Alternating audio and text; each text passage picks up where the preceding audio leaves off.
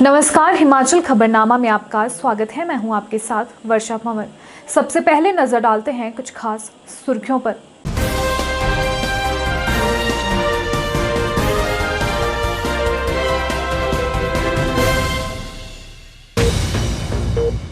राजधानी शिमला में रविवार को पुलिस द्वारा दुकानें बंद करवाने से भड़के शहर के कारोबारी सरकार और प्रशासन पर व्यापारियों को बेवजह परेशान करने के लगाए आरोप।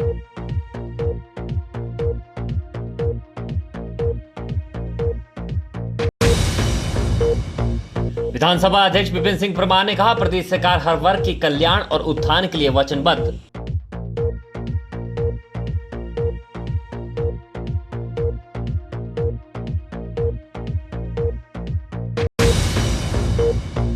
धर्मशाला में आयोजित भाजपा की 2 दिवसीय बैठक में पार्टी नेताओं ने मिशन रिपीट को लेकर रोड मैप किया तैयार।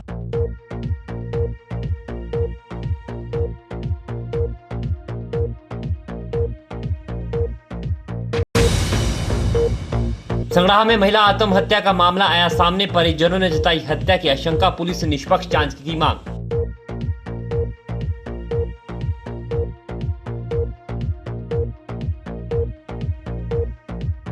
सुर्खियों के बाद अब खबरें विस्तार से। भाजपा राष्ट्रीय उपाध्यक्ष एवं पंजाब, हरियाणा, हिमाचल के प्रभारी सौदान सिंह एवं सह प्रभारी संजय टंडन रविवार को भाजपा की 2 दिवसीय बैठक के बाद धर्मशाला से चंडीगढ़ रवाना हुए। इस दौरान भाजपा प्रदेशाध्यक्ष एवं सांसद सुरेश कश्यप ने कहा कि भाजपा की 2 दिवसीय बैठक महत्वपूर्ण रही और इस बैठक में कई विषयों पर चर्चा की गई। भाजपा राष्ट्रीय उपाध्यक्ष एवं पंजाब, हरियाणा, हिमाचल के प्रभारी सौदान सिंह एवं सह प्रभारी संजय टंडन रविवार को भाजपा की 2 दिवसीय बैठक के बाद धर्मशाला से चंडीगढ़ रवाना हुए। उनके साथ मुख्यमंत्री जयराम ठाकुर, भाजपा प्रदेशाध्यक्ष सुरेश कश्यप, भाजपा संगठन महामंत्री पवन राणा, महामंत्री त्रिलोक जम्वाल उपस्थित रहे। इस दौरान भाजपा प्रदेशाध्यक्ष सुरेश कश्यप ने कहा कि इस बैठक में राष्ट्रीय संगठन मंत्री BL संतोष, राष्ट्रीय उपाध्यक्ष सौदान सिंह, प्रदेश प्रभारी अविनाश राय खन्ना, मुख्यमंत्री जयराम ठाकुर, सह प्रभारी संजय टंडन, केंद्रीय वित्त राज्य मंत्री अनुराग ठाकुर, पूर्व मुख्यमंत्री शांता कुमार एवं प्रोफेसर प्रेम कुमार धूमल का बहुमूल्य मार्गदर्शन प्राप्त हुआ।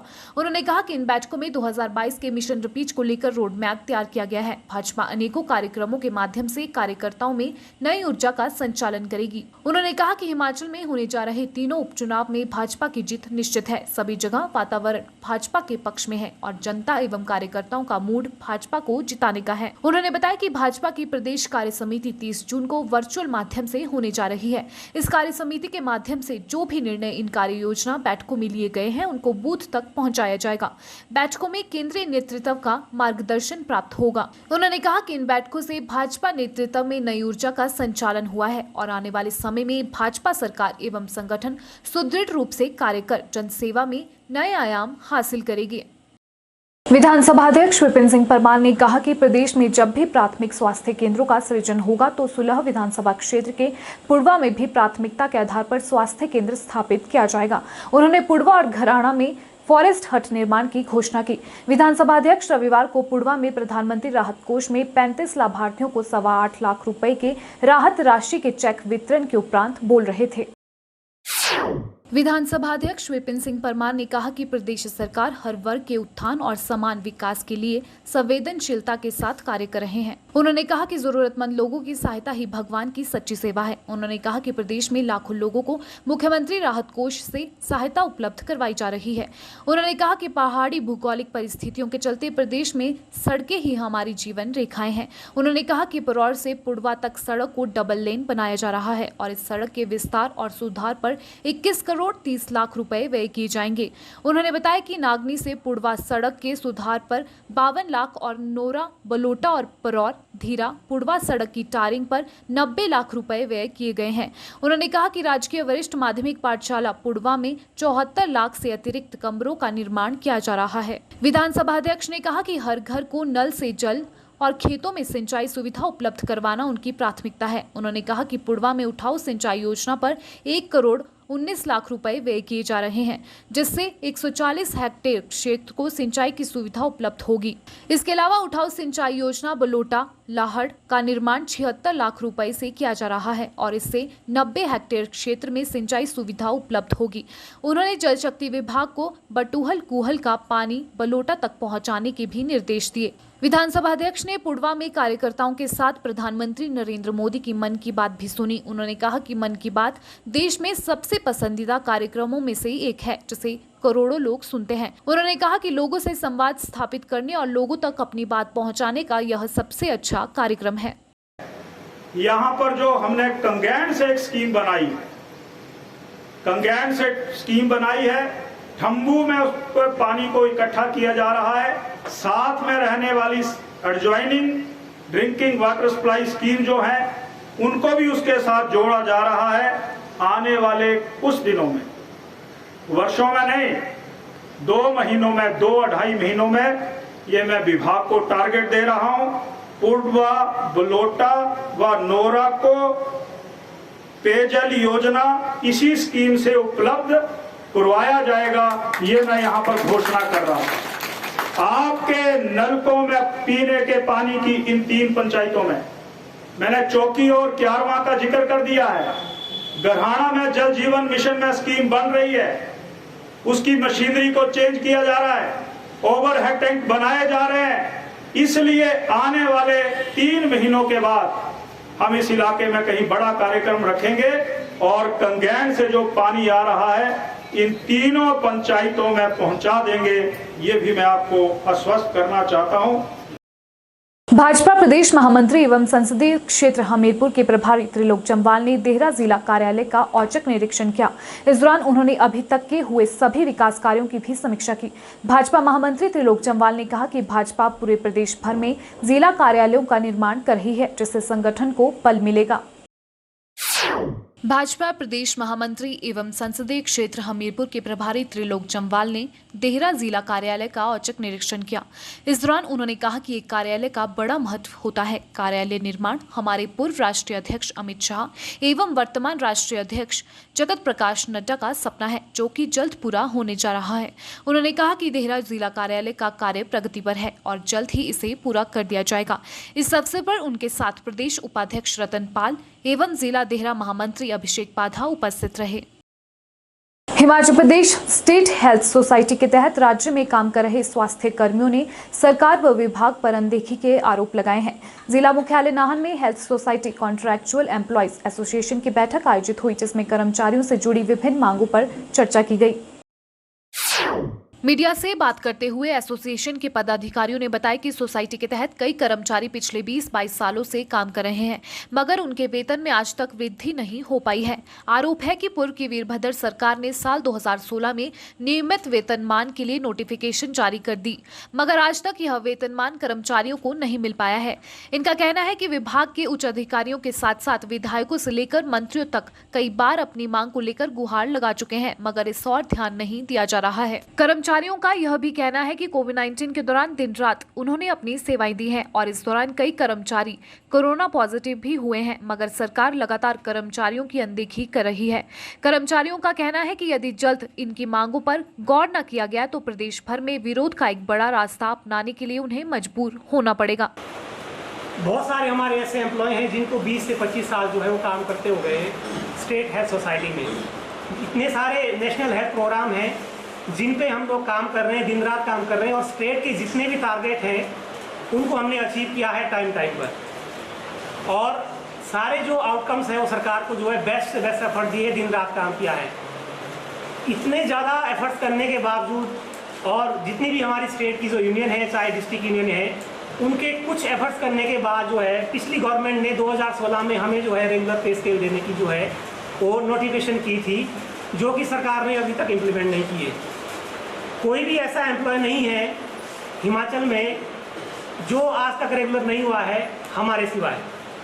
एक जो डेली बेसिस पे सरकार एंगेज करती है किसी स्टाफ को, उसको भी 5 साल बाद, 10 साल बाद, 8 साल बाद जो है वो रेगुलर कर देती है, लेकिन हमें हमेशा ही बंधुआ मजदूर की तरह रखा गया है। उदाहरण के लिए हमारे पास कई सारे डिपार्टमेंट्स हैं, लाइक एजुकेशन, जिसमें पीटीए के लोगों को पहले एंगेज किया गया, फिर बाद में कॉन्ट्रैक्ट में लाया गया, रेगुलर किया गया। सर्व शिक्षा अभियान में भी बहुत सारे एम्प्लॉय को लिया गया, बाद में उनको रेगुलर कर दिया गया। मनरेगा के तहत जो रखे थे जीआरएस, उनको भी आज रेगुलर पे स्केल मिलता है, और जेई रखे गए थे, सब लोगों को रखा गया, तो सबको रेगुलर पे स्केल दिया गया है। और सबसे पहले जो डिमांड है रेगुलर पे स्केल की, वो स्टेट हेल्थ जो सोसाइटी के एम्प्लॉय हैं उन्होंने सरकार से की थी, लेकिन अभी तक वो इम्प्लीमेंटेशन नहीं हुआ है।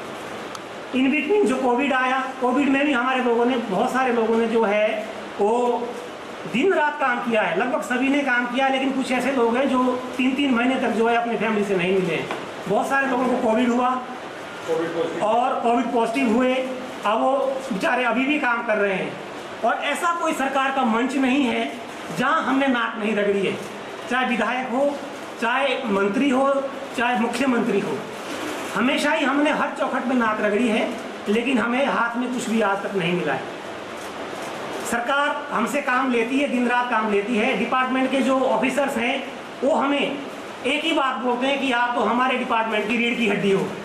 तो मैं उन अफसरों को भी कहना चाहता हूं कि भाई साहब, रिस्पेक्टेड सर, चाहे सीनियर है चाहे कोई जूनियर है उम्र में, सबसे मेरी हाथ जोड़कर विनती है कि जिसको आप रीढ़ की हड्डी बोलते हैं, उस रीढ़ की हड्डी को अब जो है कैंसर हो गया है और खुद को टीबी हो गई है।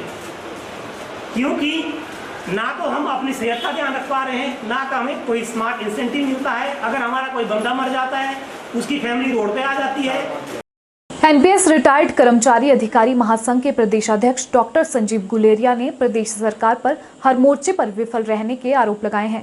उन्होंने कहा कि सरकार ने चुनावों से पहले अपने घोषणा पत्र में पुरानी पेंशन बहाली को लेकर कमेटी गठित करने का जिक्र किया था, लेकिन आज तक किसी भी तरह की कमेटी गठित नहीं की गई। उन्होंने कहा कि पुरानी पेंशन बहाली को लेकर शनिवार को देश भर में ट्विटर पर हैशटैग ट्रेंड चलाया गया और इसमें पीएमओ से लेकर विपक्ष के नेताओं को टैग किया गया है।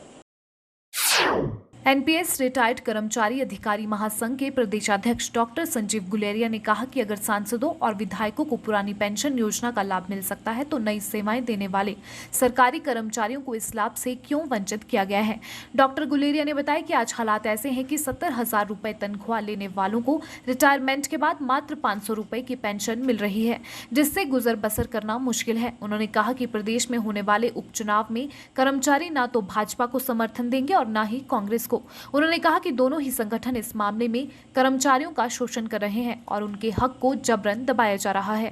न्यू पेंशन स्कीम बंद करने के लिए हम सरकार से लगातार संघर्ष कर रहे हैं, भूख हड़ताल कर रहे हैं। और ये आपको शायद मालूम होगा, अभी कल ही हमने ट्विटर पे एक ट्रेंड चलाया था और 9.5 लाख ट्वीट जो है वो हुए, रिकॉर्ड है ये ट्विटर में।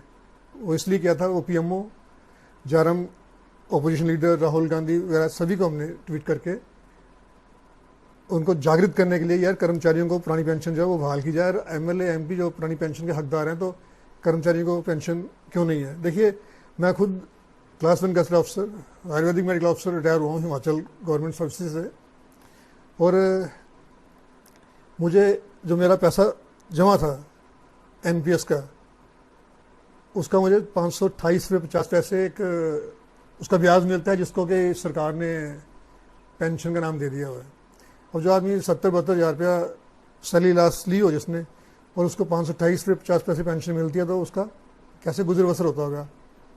तो हम इसी बात पे लड़ रहे हैं कि सरकार जो पुरानी पेंशन जो है वो बहाल करे। कोरोना महामारी के इस दौर में कई सामाजिक संस्थाएं अपना कर्तव्य समझकर विभिन्न तरह से अस्पतालों का सहयोग करने के लिए आगे आ रही हैं।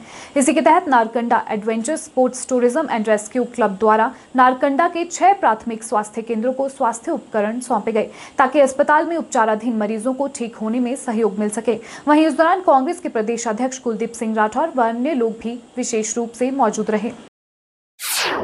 Narkanda adventure sports tourism and rescue club की प्रेसिडेंट रुपेश कंवल ने बताया कि कोरोना महामारी की खतरनाक थर्ड वेव को देखते हुए क्लब द्वारा नारकंडा के 6 प्राथमिक स्वास्थ्य केंद्रों को ऑक्सीजन कंसंट्रेटर भेंट किए गए हैं, ताकि स्वास्थ्य केंद्रों में उपचाराधीन मरीजों को जल्द स्वास्थ्य लाभ मिल सके। हम लोग आज ऑक्सीजन कंसंट्रेटर्स अपने क्लब की तरफ से डोनेट कर रहे हैं to the PHCs in Narkanda. And मुझे लगता है कि ऑक्सीजन कंसंट्रेटर्स और ऑक्सीजन प्रोवाइड करना बहुत इम्पॉर्टेंट है इस दौरान कोरोना की वजह से। एंड थर्ड वेव का भी हम ऑलमोस्ट आने ही वाली है, और अभी ऐसा नहीं है कि सेकंड वेव भी काफ़ी गवर्नमेंट की तरफ से प्रोटेक्टेड है या फिर हम लोग किसी भी तरह से सेफ़ है। तो इसलिए हम लोग ने अपने क्लब की तरफ से 6 ऑक्सीजन कॉन्सेंट्रेटर्स नारकंडा, थानादार, कोटगढ़, बड़ा गांव, कुमारसिन, इन आसपास की जगहों में डोनेट किए हैं। वहीं कांग्रेस प्रदेश अध्यक्ष कुलदीप सिंह राठौर ने कहा कि कोरोना के इस दौर में कांग्रेस ने सभी जरूरतमंदों की बढ़ चढ़कर मदद की है। उन्होंने कहा कि Narkanda adventure sports tourism and rescue club के सौजन्य से नारकंडा के 6 स्वास्थ्य केंद्रों को ऑक्सीजन कंसंट्रेटर भेंट किए गए हैं, जिसके लिए उन्होंने क्लब के सभी सदस्यों का आभार व्यक्त किया और कहा कि कोरोना के इस दौर में ये उपकरण केंद्रों में उपचाराधीन सभी मरीजों को ठीक करने में काफी सहयोग करेंगे। इस कोविड काल में भी कांग्रेस पार्टी सक्रिय रही है और हमने जो है लोगों की बढ़ चढ़कर जो है मदद की है। आज हमारा जो नारकंडा में एडवेंचर स्पोर्ट्स क्लब है, उनके सौजन्य से हमारे जो स्वास्थ्य केंद्र है, यहाँ 6 उपकेंद्र है, इन केंद्रों को जो है ऑक्सीजन कंसंट्रेटर जो है दिए जा रहे हैं। और हमारा जो नारकंडा का उप स्वास्थ्य केंद्र है, ये एक ऑक्सीजन कंसंट्रेटर और रेगुलेटर जो ऑक्सीजन सिलेंडर में लगता है, इसकी भारी कमी प्रदेश में। तो मैं बधाई देना चाहता हूँ एडवेंचर स्पोर्ट्स क्लब के तमाम सदस्यों को कि उन्होंने एक अच्छा बीड़ा उठाया है और ऐसे समय में जब लोगों को वास्तव में इन चीज़ों की बहुत ज़्यादा ज़रूरत है, ये लोगों को जो है मुहैया जो है करा रहे हैं। और ये संदेश मैं दूसरे प्रदेश में दूसरी जगह भी देना चाहता हूँ कि जो भी हमारी स्वयं सेवी संस्थाएं, उनको जो है बढ़ चढ़ कर लोगों की मदद करनी चाहिए। भराड़ी वार्ड में एक निजी स्कूल को लीज पर दी गई जमीन पर विवाद खड़ा हो गया है। नगर निगम के मनोनीत पार्षद संजीव सूद और नवजीवन एनजीओ के अध्यक्ष आशुष शर्मा ने आरोप लगाया कि स्कूल को यह जमीन बॉटनिकल गार्डन बनाने के लिए दी गई थी, लेकिन इस जमीन पर क्रिकेट अकादमी चल रही है, जिसमें बच्चों से पैसे लिए जा रहे हैं। नगर निगम के मनोनीत पार्षद संजीव सूद और नवजीवन एनजीओ के अध्यक्ष आशुष शर्मा ने आरोप लगाया कि स्कूल को 10 सालों के लिए दी गई इस जमीन की लीज 31 अप्रैल को समाप्त हो चुकी है। स्कूल ने दोबारा लीज बढ़ाने के लिए आवेदन किया है। उन्होंने भराड़ी वार्ड में खाली पड़ी इस जमीन को लेकर पहले भी लंबी लड़ाई लड़ी है। इस संबंध में उन्होंने शहरी विकास मंत्री महापौर को पत्र लिखा है। इसमें मांग उठाई गई है कि अब दोबारा स्कूल को यह जमीन लीज पर ना दी जाए। कहा कि यहां पर ओल्ड एज होम, जिम और पार्किंग का निर्माण करवाया जाए। वार्ड में ना तो ओल्ड एज होम है और ना ही पार्किंग। ऐसे में जो जमीन नगर निगम की है उसे स्थानीय लोगों के इस्तेमाल के लिए दिया जाना चाहिए। संजीव सूद ने कहा कि नवजीवन एनजीओ की तरफ से इस संबंध में कई बार ज्ञापन भी सौंपे जा चुके हैं। उन्होंने कहा कि Bhajpa Yuva Morcha, Nehru pioneer youth club Bharadi ने स्कूल के खिलाफ पहले भी कई शिकायतें की है। इसमें स्कूल द्वारा नगर निगम की जमीन पर किए गए अतिक्रमण की शिकायत है। 2004 में स्कूल ने जमीन पर अतिक्रमण किया। लोगों की तरफ से लगातार हुई शिकायत के बाद स्कूल ने 2007 में खुद यह माना था कि उन्होंने जिस जमीन पर झूले इत्यादि लगाए थे उसे हटा दिया गया है। नगर निगम ने बावजूद इसके 2011 में स्कूल को लीज पर जमीन दे दी। भराड़ी में स्थानीय लोगों के लिए कोई भी ऐसा स्थान नहीं है जहाँ वो गाड़ी पार्क कर सके, जहाँ उनके बच्चे खेल सकें। कहीं कम्युनिटी सेंटर कोई फंक्शन के लिए नहीं है, कोई व्यायाम घर नहीं है, कुछ नहीं। तो 1998 से हमने एक लीज़ वहाँ पे नगर निगम की खाली जगह पड़ी थी, उसके लिए लीज़ मांगी थी। जब वो लीज़ हमें उस वक़्त नहीं मिली और वो लड़ाई चलती रही 2010 तक, तो 2010 में वो प्रथम पाव के तहत एक निजी स्कूल को चली गई। जब वो निजी स्कूल को चलेगी तो हमने उसमें आपत्ति दर्ज कराई थी कि ये जगह इनक्रोच हुई है और आप इनको नहीं दे सकते। तो उसमें काफ़ी टाइम 10 साल उनको लगे थे उसको निकालते। तो अंडरटेकिंग्स वगैरह अब जो हमें मिली है आरटीआई के तहत जो उसमें दिया था उस वक्त स्कूल ने, जबकि उस वक्त नगर निगम बोलता था इनका कोई केस नहीं चला है, इंक्रोचमेंट कहीं नहीं है। तो वो कागज़ जब आरटीआई में निकले तो हमने उसमें देखा कि अंडरटेकिंग दी है कि हमारे झूले लगे थे, अब हमने उतार दिए। तो उसके आधार से भी हम पहले नंबर पे थे। अब जब लीज़ उनको 2010 पे मिली थी, फिर हमने कहा चलो स्कूल के हित में है तो शायद हमें भी इसका कुछ फ़ायदा मिलेगा। अब स्कूल यहाँ बन रहा था, हम उस मुद्दे को भूल के एक स्कूल के साथ रहे, कोई ऐसा हमें वो नहीं रहा। परंतु 10 साल की लीज़ स्कूल को मिली थी। भराड़ी के इस बीच में वहाँ जो रास्ता जहाँ से जाता है वहाँ बीच में गेट लगा है, गाड़ियाँ निकलने की जगह बहुत तंग हो गई। हमने आग्रह किया कि गेट पीछे करो, वो गेट पीछे नहीं हुआ उस वजह से।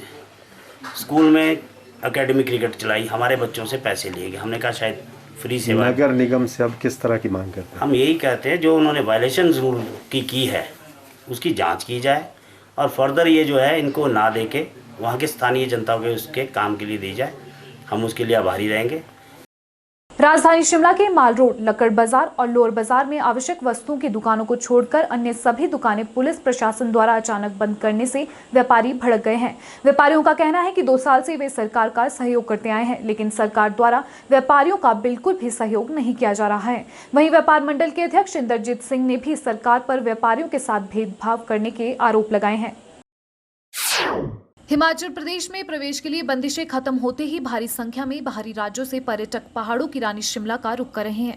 इसी बीच रविवार को पुलिस प्रशासन द्वारा जरूरी वस्तुओं की दुकानों को छोड़कर बाकी सभी दुकानें बंद करवा दी गई, जिस कारण व्यापारी वर्ग भड़क गया है। गुस्साए व्यापारियों ने कहा कि जब प्रदेश सरकार ने प्रदेश के बॉर्डर खोल दिए हैं तो उन्हें दुकानें खोलने क्यों नहीं दी जा रही है। उन्होंने कहा कि अगर दुकानें बंद करनी ही है तो बॉर्डर भी बंद कर दिए जाए। उन्होंने कहा कि पिछले 2 सालों से व्यापारी सरकार का सहयोग कर रही है, लेकिन सरकार की तरफ से उन्हें किसी भी तरह की कोई आर्थिक सहायता प्रदान नहीं की गई। ऐसे में उन्होंने प्रदेश सरकार व प्रशासन से उन्हें शनिवार व रविवार के दिन भी दुकानें खोलने की अनुमति दिए जाने की गुहार लगाई है। सर, जब इतना टूरिस्ट इनकी बुला रखा है आप लोगों ने, टूरिस्ट की इतनी भरमार है, तो दुकानदारों किस लिए बंद कर रहे हैं? उसकी वजह बताएं, दुकानदार क्यों बंद कराए जा रहे हैं? जबकि टूरिस्ट इनकी पूरा भरपूर है, फुल होटलों की 100% ऑक्यूपेंसी है। या तो व्यापार मंडल को समझ नहीं आ रहा या प्रशासन को समझ नहीं आ रहा। हमें तो 2 तरफा गेम खेलनी पड़ रही है, ना हमारे को व्यापार मंडल समझा पा रहा है ना प्रशासन समझा पा रहा है। अगर बंद है तो टोटली बंद कर देना चाहिए, बॉर्डर भी बंद कर देना चाहिए, टूरिस्ट भी बंद कर देना चाहिए। अगर कोरोना टूरिस्ट से आ रहा है तो ऐसा नहीं है कि दुकानदार खुलेंगे, दुकानदारों को प्रॉब्लम होगी। अगर टूरिस्ट आ रहा है तो इसका मतलब ये है कि दुकानें खुलनी चाहिए, व्यापार प्रॉपर होना चाहिए।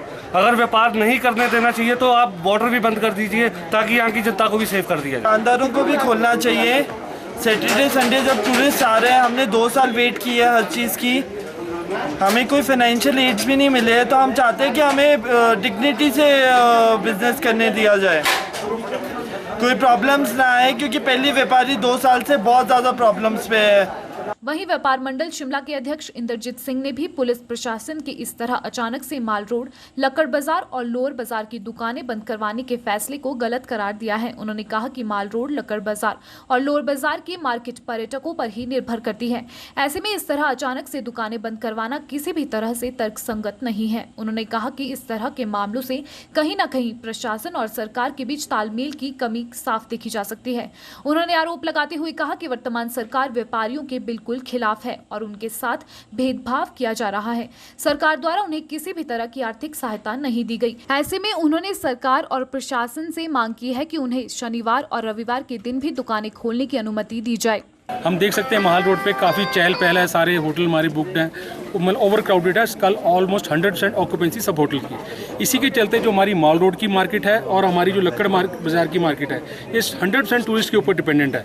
लेकिन ऐसे में अचानक से दुकानें बंद करा देना बिल्कुल तर्कसंगत नहीं है। हमारा मानना है कहीं ना कहीं प्रशासन और सरकार के बीच तालमेल की कमी है। काफ़ी समय बाद मुझे लगता है कि वर्तमान जो सरकार है व्यापारियों के बिल्कुल खिलाफ है। काफ़ी समय बाद हमारे बाजार खुले हैं और आज इस तरह हमारे बाजार ये जो बंद कराए जा रहे हैं, ठीक है, डेफिनेटली हमारी जो ये इशू है वो लेबर एक्ट हमारा चलान हो सकता है। हमारे को वीकली अपने स्टाफ को एक छुट्टी देनी है, लेकिन सेम समय में जब हमारी दुकानें बंद थी हमने अपने एम्प्लॉयज़ को घर में बैठ के भी सैलरी दी है। आज हमारा एम्प्लॉय भी हमारे से खुश है और हमारे लिए वो काम करना चाहता है। उसको पता है कि ऑलरेडी लाला नुकसान में है। अब मेरी दूसरी बात यह है कि क्या जो ये कोरोना है सिर्फ संडे को ही फैलेगा और सिर्फ दुकानदारों के माध्यम से फैलेगा? बाकी आप देखिए पूरे चहल पहल माल रोड पे टूरिस्ट घूम रहा है बिना मास्क के, उसके ऊपर किसी का भी कोई नियंत्रण नहीं है।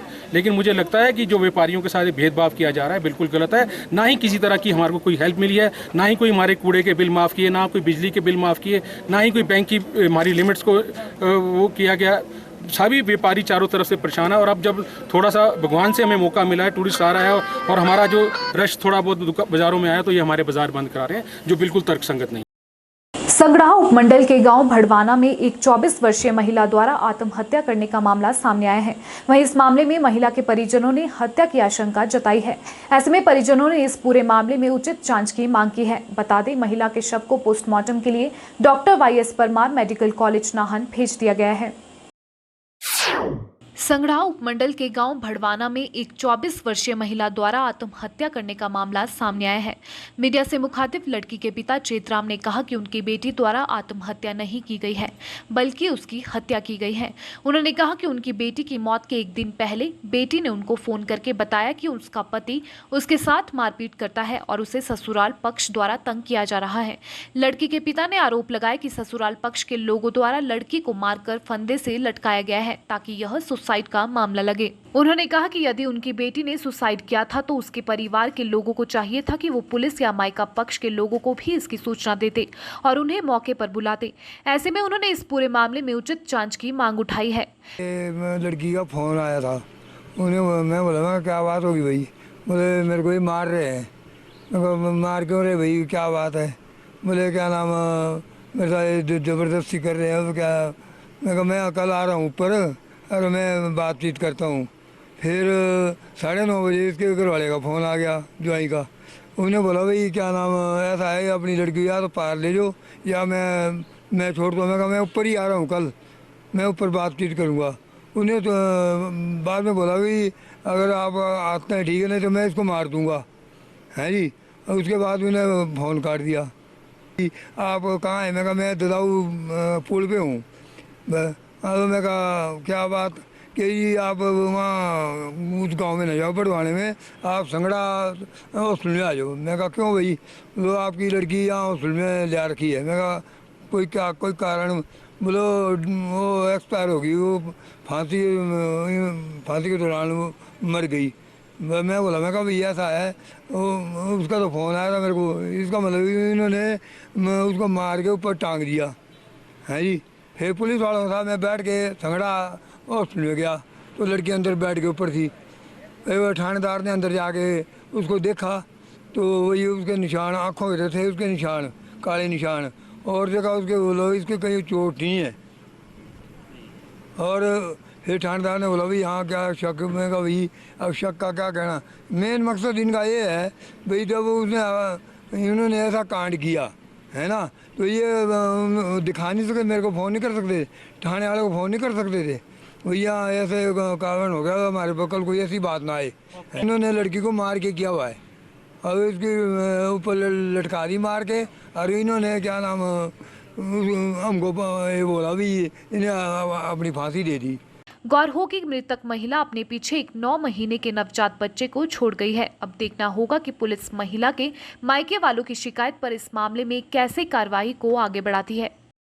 स्वास्थ्य विभाग कंडाघाट द्वारा कोट पंचायत के लोगों के कोरोना टेस्ट किए गए। इस दौरान सभी लोगों के टेस्ट की रिपोर्ट नेगेटिव आई है, जो कि कोट पंचायत सहित क्षेत्र के लिए राहत की खबर है। कार्यक्रम के दौरान स्वास्थ्य विभाग द्वारा कोट पंचायत से टेस्ट करवाने पहुंचे सभी लोगों को मास्क भी वितरित किए गए। कोट पंचायत के उप प्रधान सोम मेहता ने बताया कि उनकी पंचायत के 85 लोगों के कोरोना टेस्ट किए गए और सभी की रिपोर्ट नेगेटिव आई है। उन्होंने ग्रामीणों से कोविड नियमों की सख्ती से अनुपालना करने की भी अपील की है। कोविड टेस्ट जो किए गए हैं करीब 85 कोविड टेस्ट हुए हैं, तो इसमें मैक्सिमम सभी नेगेटिव पाए गए हैं। तो जिस तरह का एक भारत सरकार और स्वास्थ्य विभाग का एक जो संयुक्त प्रयास है कि कोविड को हटाना है, तो इस मुहिम में सभी जन पहले ही जागरूक है, अपनी सेफ्टी और अपनी जो गाइडलाइन है सरकार की उसको फॉलो भी कर रहे हैं। तो जो आज यहाँ पंचायत में एक कोविड टेस्ट CS जो अपनी मोबाइल वैन आई है कोविड टेस्टिंग के लिए, तो स्वास्थ्य विभाग कंडाघाट, DMO सायरी जो भी इस काम में लगे हैं, तो मैं उनका आभारी हूँ और पंचायत की तरफ से उन्हें धन्यवादी भी हूँ।